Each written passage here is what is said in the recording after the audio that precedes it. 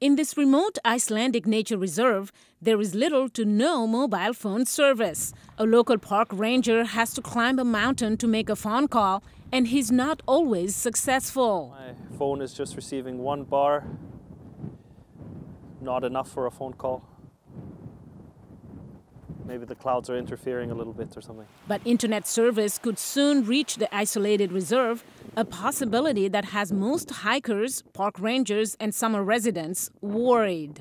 People have had a difficult time being disconnected from the internet, but I think most people enjoy the fact that they're disconnected from it and they feel a difference when they're here.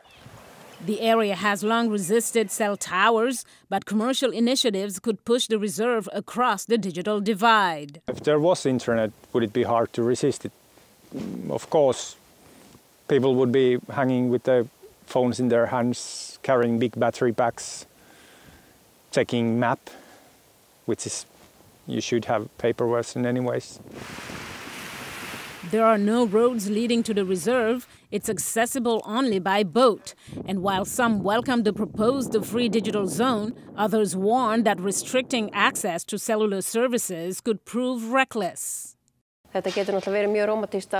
Traveling without cell phone access has its charm, of course, but there's nothing romantic about lying on the ground with a broken thigh bone, unable to call for help. And for this summer resident, not having cell access meant vacationing without one family member. My teenage daughter refused to come this year. Leaving the 4G world and being without internet was too much for her. Iceland ranks #1 on a UN index comparing nations' information technology use, with roughly 98% of the population using the internet. But residents will now have to decide whether they want to remain digitally connected at all times or stay off the grid while visiting some areas. Mariama Diallo, VOA News.